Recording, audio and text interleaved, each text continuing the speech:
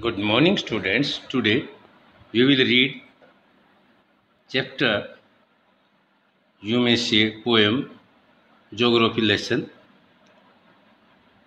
जैसा कि नाम से ही पता है कि ज्योग्राफी लेसन एक भूगोल से संबंधित पाठ, जिसके बारे में हम ज्योग्राफी का बहुत कुछ जान सकते हैं.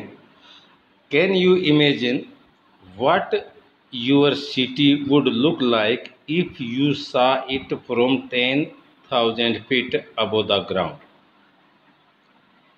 क्या आप कल्पना कर सकते हैं कि आपका शहर किस तरह का दिखाई देगा अगर आप उसको ज़मीन से 10,000 फीट की ऊंचाई से देखें? Neatly planned and perfect in proportion like a geometric design. साफ सुथरा, नियोजित और पूर्ण अनुपात में एक ज्योमेट्री के डिजाइन की तरह से ये दिखाई देगा.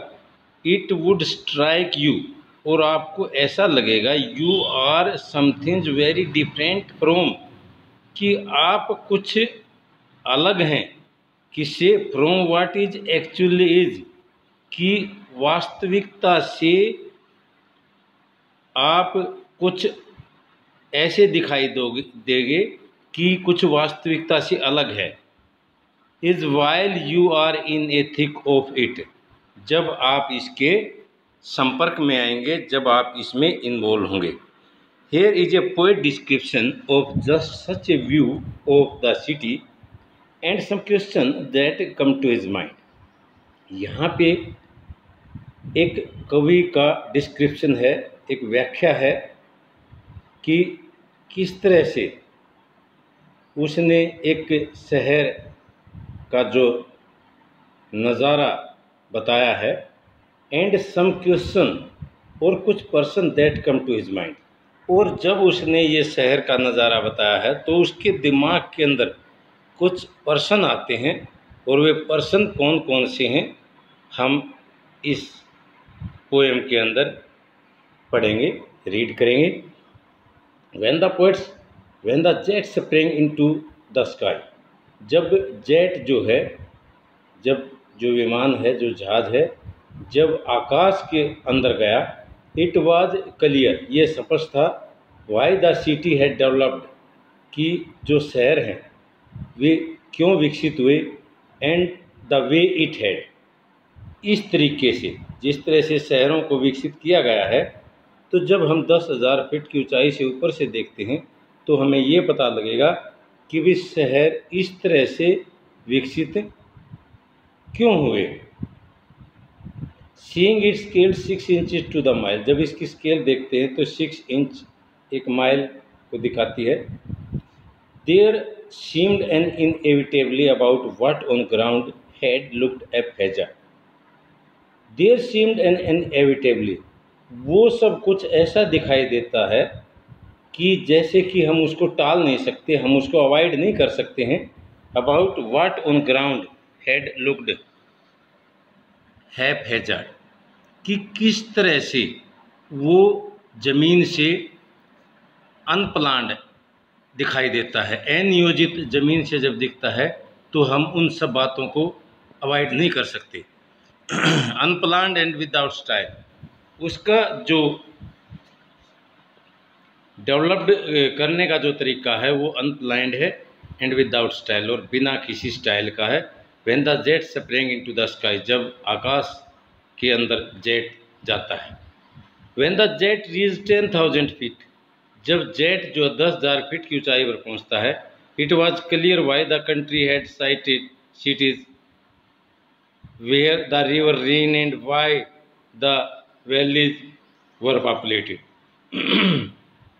When the jet reached 10,000 feet, जब जेट जो 10,000 फीट की ऊंचाई पर पहुंचा, ये स्पष्ट था कि क्यों जो देश है उसके अंदर शहर